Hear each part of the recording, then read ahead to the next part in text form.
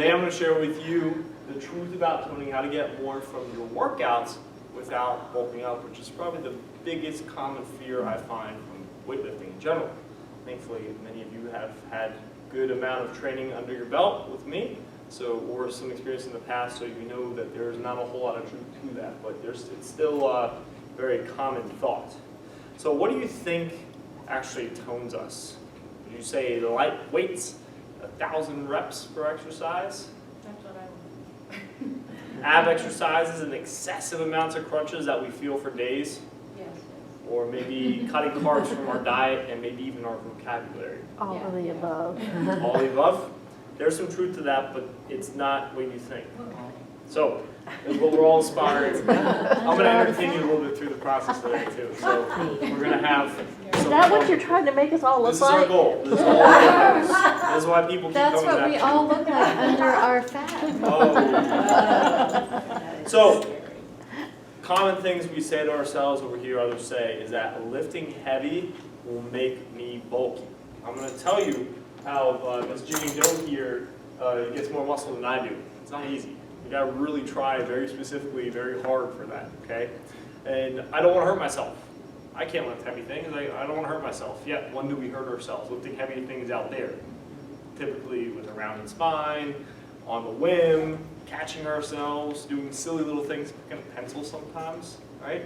That says there's a root issue that we're not addressing if we're not doing strength training and lifting relatively heavy weights. My heavy weight may be 200 pounds that I'm picking up off the ground. Nancy's might be 120. It's all relative, and we'll talk about that.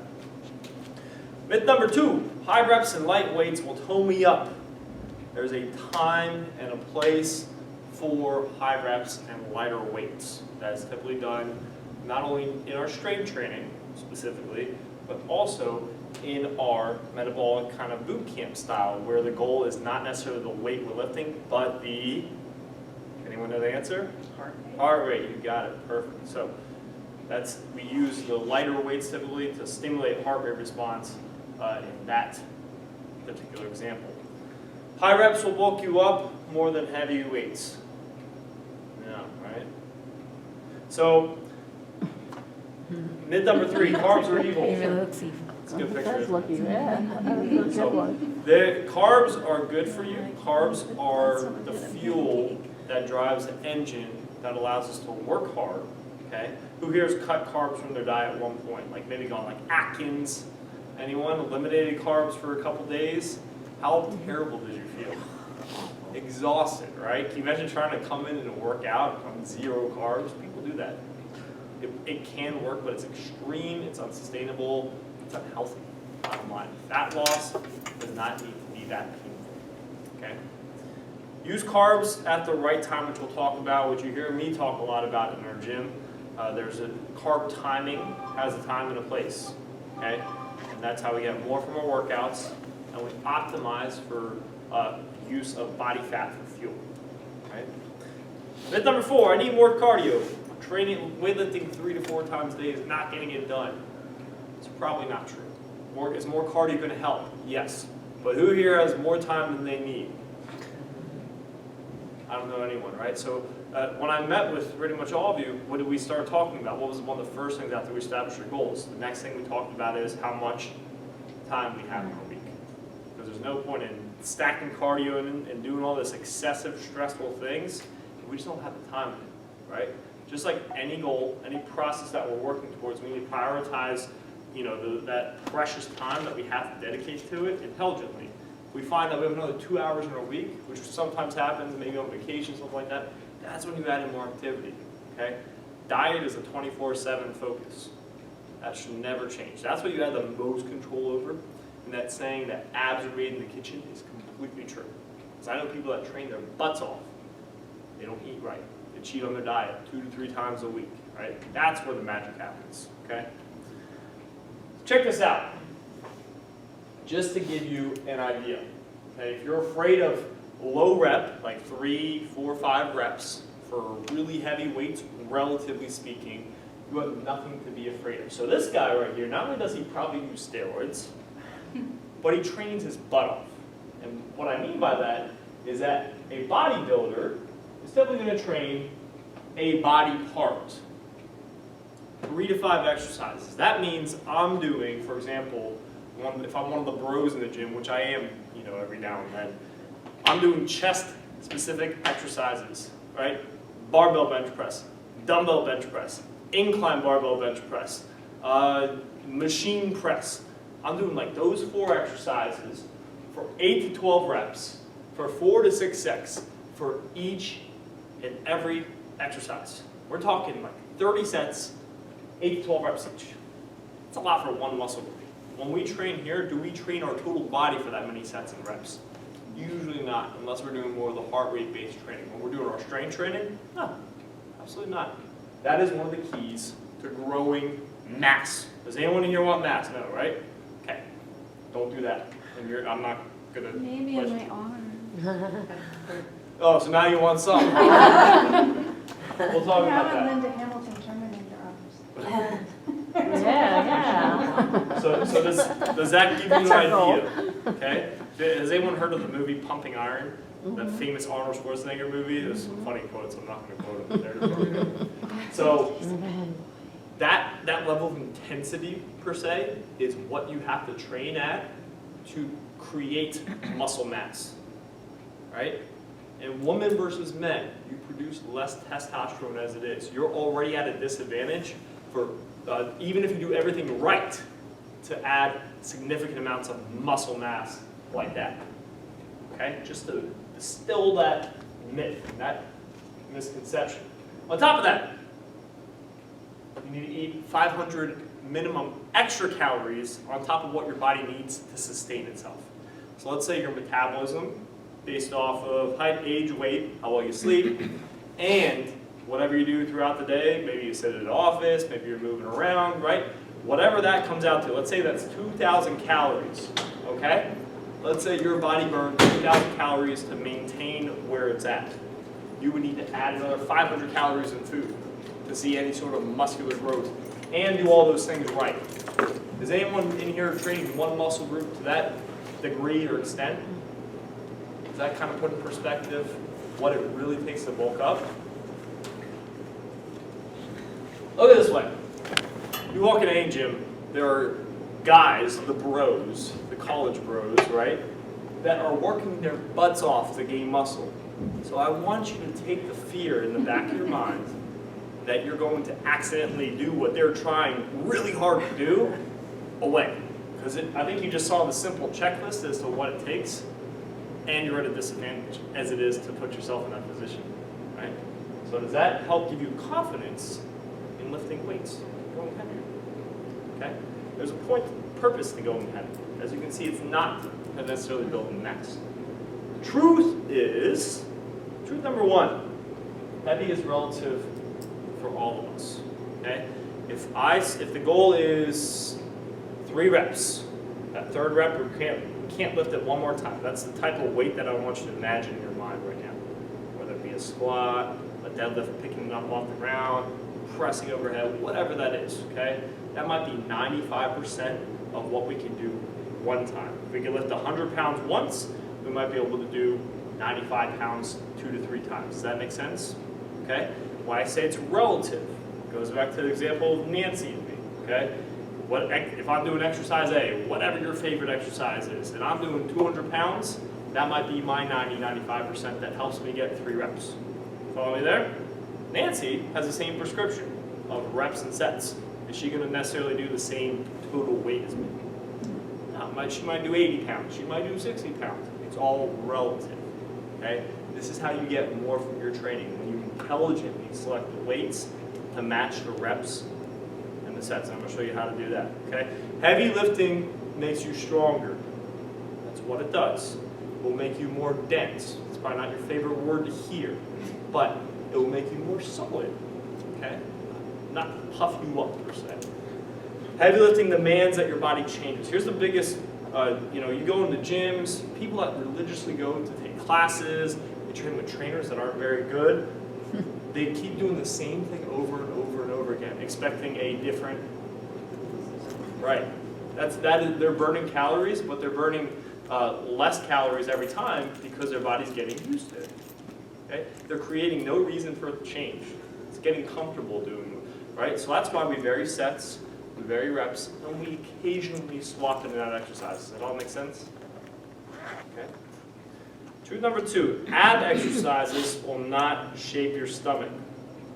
If you have 30% body fat and you add more muscle to your midsection, does that mean that you change your body fat?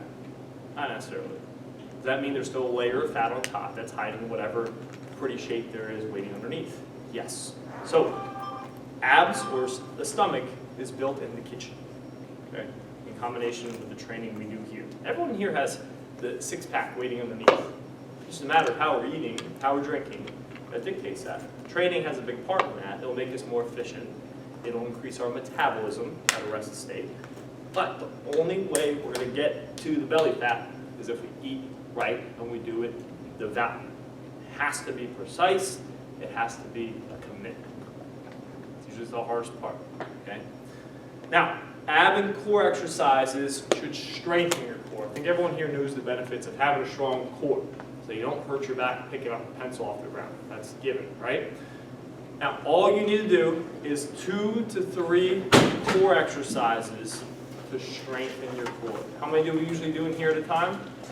2 to 3 core exercises. And core, you can work your core every day. Do you need to? No. When you're doing deadlifts, are you working your core? Yeah. Yes. When you're doing overhead presses and stabilizing everything from the shoulders down, are you working your core? Right? That's why we don't train like bodybuilders and we don't train like rehab patients in here. Remember, I think several of you have heard me say that before. We don't have machines in here because only the ones that need them, bodybuilders looking to gain mass, fatigue, and muscle, 3 to 5 exercises, and also someone that tore a hamstring and needs to specifically strengthen one isolated range of motion. Okay? So, truth number 3, the resting is essential. This is something we're all guilty of. Okay? Who here rushes through the workout very quickly, very quickly, very quickly? Anyone? Has anyone done that before?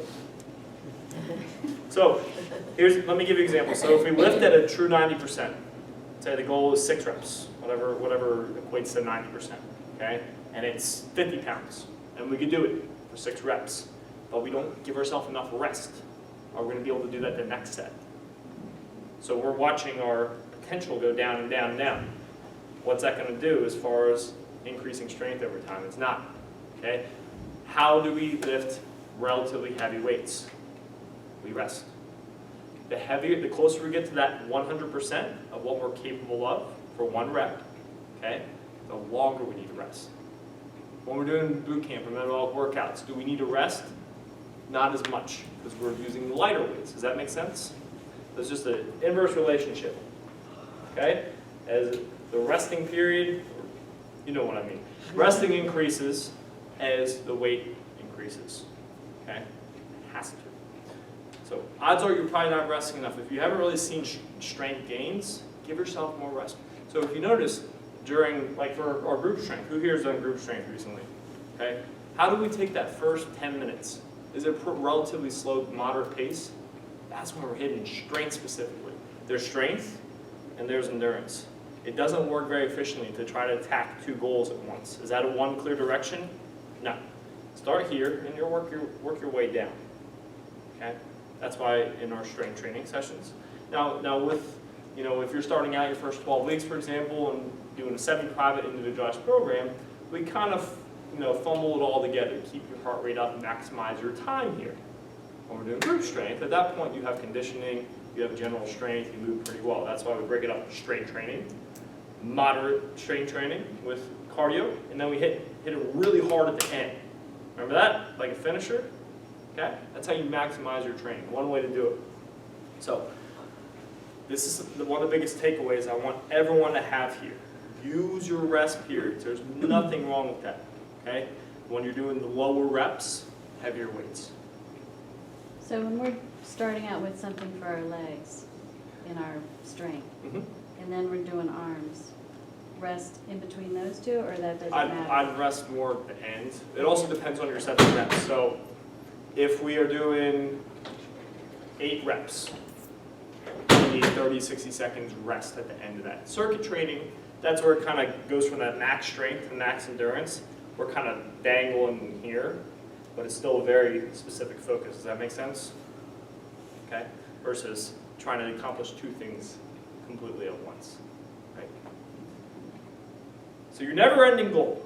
Every year we age, our metabolism slows. Every single year. I think it's after 30, right? So we lose lean muscle tissue. Does lean muscle tissue cost your body energy? Yes.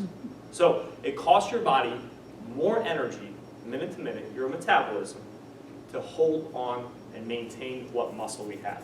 Does that make sense? It doesn't cost your body nearly as much energy to maintain fat. Believe it or not. That's why when someone's trapped in the desert starving, one of the first things that the body goes to is muscle. It's a less efficient way of survival. Right? So that's why we have to fight for our muscle. We have to fight for strength gains, which is going to create and maintain muscle. Does that make sense? That's why it's so important, so important. You know, here's the thing. We progress as we get stronger, but not from doing the same thing over and over and over again. That's why I put that PR board up there. You know, whether you're doing your semi-private or your group strength, it's motivating to see what you've done, but also it gives you a relative idea of what to work from. Okay? So plan strength training, specific strength training into your program, and your goal with that is to not only get stronger, but increase your metabolism. Does everyone see how that ties together? Okay? So how do we build strength? Strength is built from our central nervous system. Basically our brain communicating with our muscles to fire efficiently at the right time.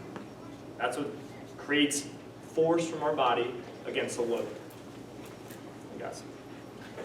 Now, shape and tone are built from low, medium, and high reps. Has anyone been aware of your training program? How we go 12 reps focused, then we go 8 reps focused, then we go 10 reps focused, then we come down to 6 reps. Does that make sense? Has everyone here kind of dabbled in that at some point?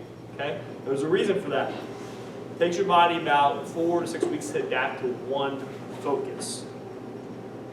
Okay? So when we do your individual programs, typically we rotate that focus every 4 to 6 weeks. So is it to say we should only do high reps? No. Is it to say we should only do heavy weights with low reps? You've got to do them all. There's time and a place. Strength, endurance, strength, endurance. It's all about your focus at the time. Does everyone follow me with that? So mass and bodybuilding is built from targeting how many muscle groups at a time? 1, right? And working to muscular fatigue, where you got that crazy burn going on, the pump, the blood's flowing. Just think of Arnold, okay? That's the picture you should have in your mind. So here's an example. Jane's rep and set goal is 4 sets of 6. She's doing 75 pounds on her deadlifts. Set number 1, she gets 6 reps, very easy. She rests 30 seconds and repeats. Barely makes it to 6. What did she not do right? Not enough rest. Not enough rest. She should. Remember, the lower the reps, the longer the rest. Well, it's not accomplishing one purpose. But is there such a thing as too much rest? Depends on the goal. So if we're talking, so here's an example. If I'm doing 1 rep as my focus, I need about 3 minimum, 5 maximum minutes to fully recharge. Okay. Okay, I'm not asking that anyone, we never go 1 rep here. The risk isn't worth it. We usually go 4 to 6, maybe 3 to 5. So we're talking 1, 2, 3 minutes, and your coach can always advise you on the proper rest period. The point is I want you taking some rest, because some rest is going to serve you better than no rest. Sounds silly, and it's very easy to say, well, I'm only here for an hour, I want to get as much work in as possible. Calm, there'll be a time and a place for that. I promise I'll kick your butt at the end of every workout. Okay. So, was the weight too heavy for Jane, based off this example, or did she not rest enough? Let's find out. Here's what it should look like. Let's say she's doing remaining deadlifts. Everyone here has seen or done remaining deadlifts for the most part. Set number 1, 75 pounds, 6 reps. She rests about 1 minute, 90 seconds. Then she works into 85 pounds. She gets 6 reps, relatively easy. Okay? Felt like she could have done 1 or 2 more in the tank. Great. She gives herself another 60 to 90 seconds. and then she tries 95 pounds. She just gets 6 reps with very good form. What does she do? Does she necessarily need to increase again? No. Goal 6 reps. Leave it there. Last set, if she gets another set in the tank, she'll probably hit that 6 reps dead on or get pretty close to it. Does everyone see that pattern that I just laid out? I've probably taken every single one of you through something like that. I just want you to have the confidence in it and be patient when it comes to the strength training, okay?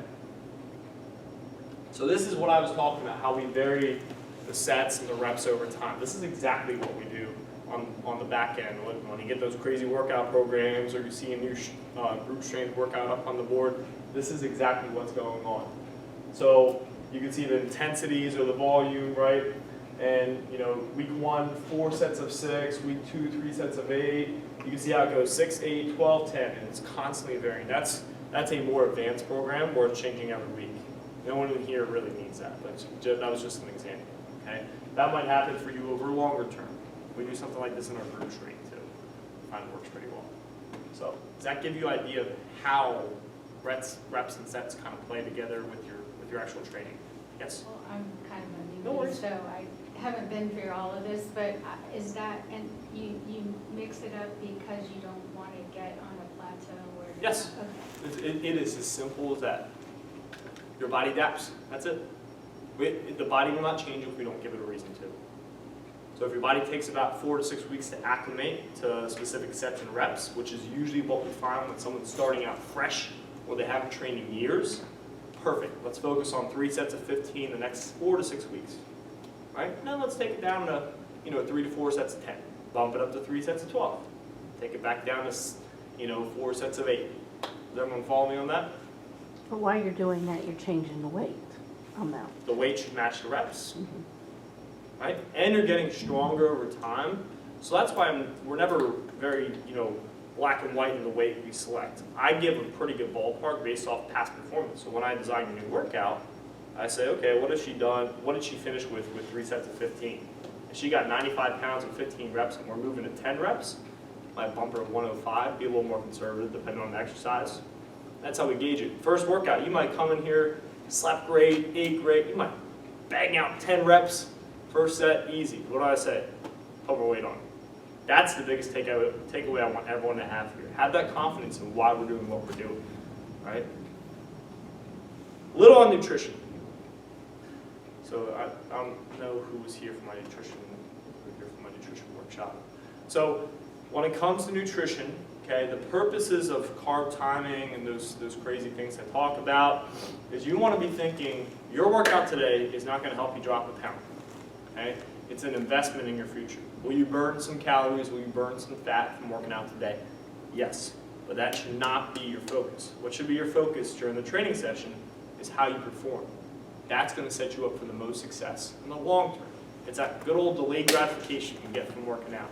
It doesn't change us overnight. Okay? Now, that's why a lot of us want to feel like we got something from a workout. And I understand that. But nothing comes before your nutrition. Doesn't matter how intense your workouts felt. If you're not eating right, remember, where are abs made? In the kitchen. Okay?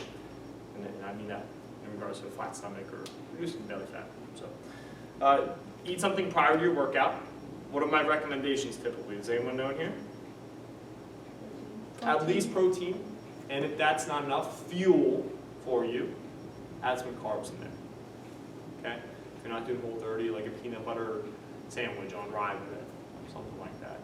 If you are trying to, focus on fat loss, it doesn't affect your energy, a protein shake would be a great way to walk into one of our workouts. About how long? 60 to 90 minutes before. Look at it this way. The harder you can work out when you're in these walls, the more it's going to increase your strength, which is going to increase your metabolism. See how it's that delayed gratification long-term benefit of strength training. Okay, it's not going to change anything overnight. And yes, you'll burn more calories while you're here. If you have more energy, you're going to have better workout. That should be your focus every single time. That's where nutrition, the fuel, comes into play. Okay. So how would I recommend structuring your day for weight loss and weight maintenance, tying in with performing during your workout? Protein, carbs, and veggies and fat should be in the morning. Okay, pay attention to that carb timing. Why do we have carbs in the morning? Does anyone know? Energy. Energy, but more importantly, what is low when we wake up? Blood sugar. Blood sugar.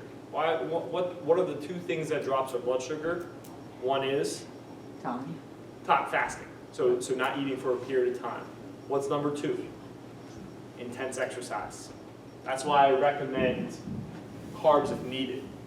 Protein, eating anything is going to bring our blood sugar up. If we don't eat for 10 hours and we just have a piece of chicken, it's not going to spike our blood sugar like sugar would, but it's going to bring it up a little bit. Okay? But what's going to drop our blood sugar is working out. That's why it's great to get our starchy carbs in after when our blood sugar is naturally low. Does that mean we go and have to eat junk? No. But if you want to have a bag of sugar, that's the time to do it. As weird, as crazy as that sounds. Also, You're saying before the workout? After. Oh, after. So, That's when you can have your piece of cake. does anyone know why else it's important that we have carbs after our workout?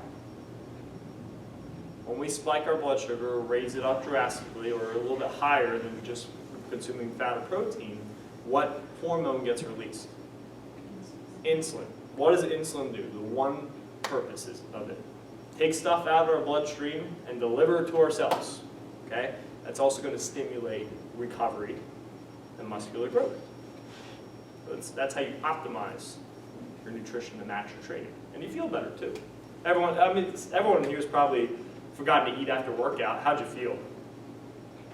Blood sugar's low, right? Or even worse, you walked into a workout without eating. How'd you feel?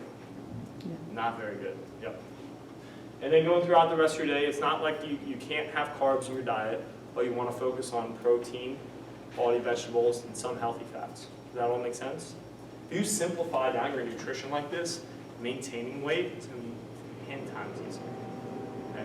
Now, if you want to reduce body fat, you got to at some point count calories, balance your fat, carbs, protein. But this will get you most of the way there, assuming you're eating quality foods and no processed foods. Does that help give you a simple takeaway on nutrition? But what's the ratio of each? It depends. So I typically recommend if you're trying to lose body fat, okay, obviously you need a deficit, more energy going out than coming in. I like to be more conservative with the carbs. Some people are very aggressive. I usually say about 30% carbs, 30% protein, 40% fat, and then scale back from there. Cut carbs. I'd rather see someone lose as much fat as possible with as much carbs in their diet as possible before they start chipping away carbs. So if you go down to 10% carbs, then you're just exhausted out the door, you're not as motivated, even if you see results, and it's not as sustainable. Does that make sense? So about 30, 30, 40 is what I typically recommend. Varies person to person. If you've had diet soda in your past, like I have, you're going to be a little more sensitive because your body's just not the same. It's not as efficient as it should be.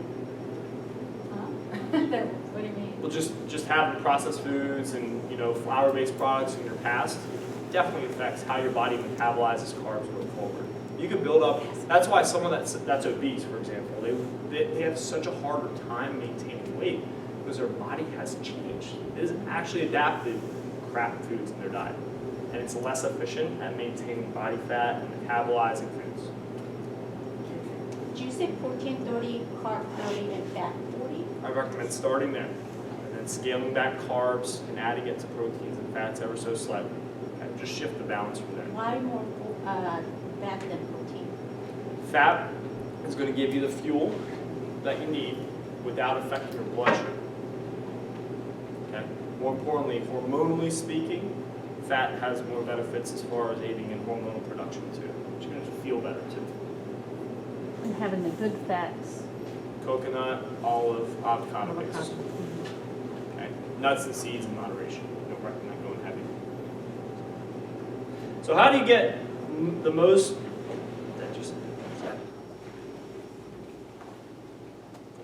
So how to get more from your training sessions? Constantly progress. Has everyone gotten that as a big takeaway from today? Push yourself through the weight. You know what you're capable of. We're here to help you do that. But everything can look good to us when you're training. You're moving well. There's low risk. But only you know if you got a little bit left in the tank or if you're doing enough weight. Okay? I'm telling you, just to be dead honest and straight up, if you are not progressing with your strength, you're knocking the most of your training, and you basically are wasting time. And you're making things a lot harder on yourself. And it's very defeating when you come in here 3 to 5 times a week and you're not seeing changes. Give your body a reason to change, but we're here to help you do that safely and intelligently. Match your weights to the rep goal. You should not be using 15 pounds for 6 rep phases, 15 rep phases, 10 rep phases. That's a lot. Boot camp, whatever it takes to get your heart rate up. But with that being said, the weight is less important during boot camp, right? Because it's about this. But when you become stronger, you become more fit. Is 15 pounds going to have the same effect for exercise A as it did 6 months ago? No. That's why we bumped in boot camp or more conditioning work. Does that make sense? Right? So it's something that used to get your heart rate up very, very quickly and rapidly, is assuming you moved well then, is not going to do the same thing 6 months later. Still got to progress the weights to kind of keep catching up with your strength training. Okay? Use your rest periods. Biggest takeaway from today, I hope. So the most important thing with your training, what do we focus on here? Do we focus on the weight first? Or do we focus on how well you're moving? I will always, always, always take 10, 20 pounds off the bar if I start seeing back round, shoulders round. Does everyone see me do that in here? Okay? If you hurt yourself, you're not going to be training at all. None of this is going to matter. Okay? So proper and precise weight selection follows that. Does that make sense? So last few things. If you don't demand change on the body won't change. What I want for everyone here is to take away today that you have to progress the weights. If you don't progress the weights, you're not progressing. Okay? And some cool pictures I saw. Physical change starts with mental change. Everyone here knows I'm big on mindset as I am on, actual day-to-day training and eating right. Motivation and, self-belief, self-confidence, self-image, those things. I'll talk more about that with you later if you want. That's really what dictates whether or not you show up and you train hard. Okay? Be stronger than your strongest excuse too. I've been really pushing everyone here to show up for the training sessions lately. I've been calling those that have been missing, and I'm demanding that you show up on time and not cancel. Okay? And there's a reason for that. I want everyone here to raise their standards. You all deserve the best, but you got to give it to yourself. Okay, I think we all know that. Strong is the new skinny. And that's a cool thing to add on. So, any questions? What do you need to know from me to get more from your training? I think I gave you a few